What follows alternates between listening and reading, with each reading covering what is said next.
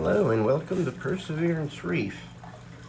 Today I'd like to talk to you about a very important subject.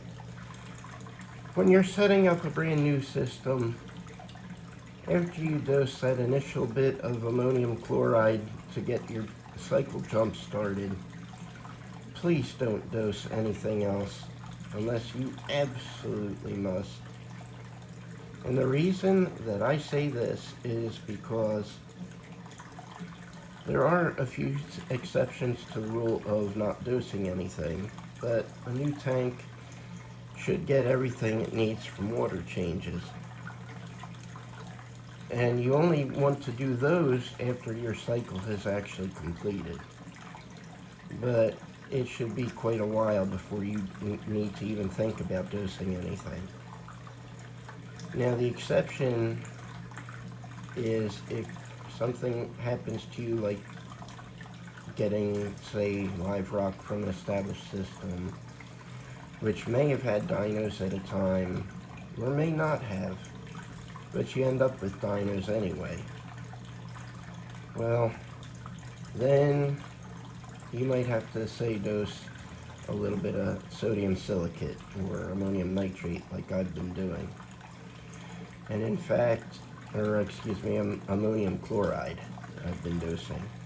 I just got calcium nitrate today though, that I've been anticipating for a while, and I started dosing it as well today because I still have no detectable nitrates.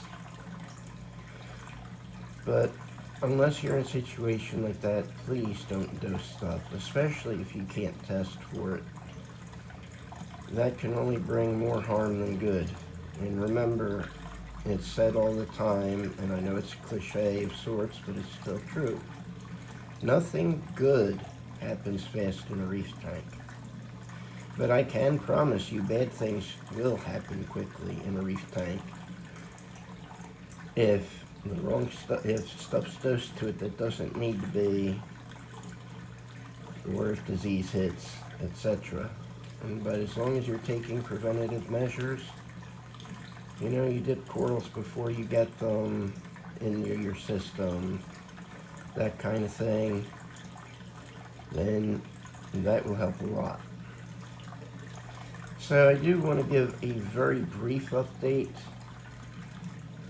The good news is that I have officially gone from dinos to diatoms and cyano in green hair algae.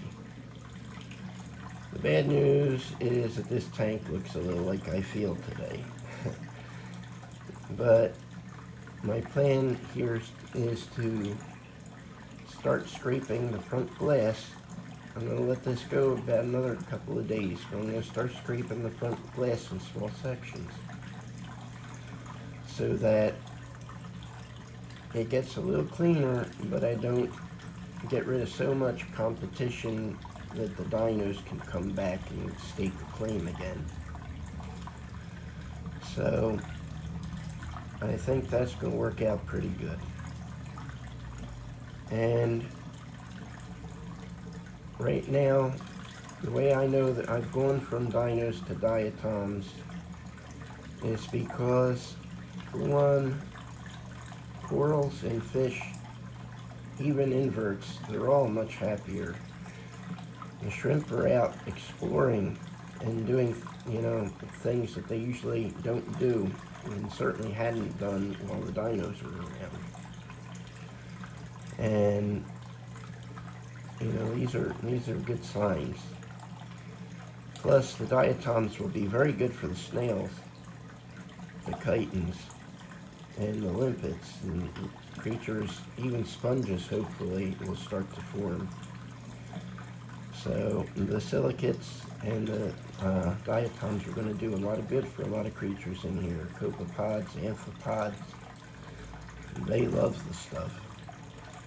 So, all in all, things are looking up quite a bit.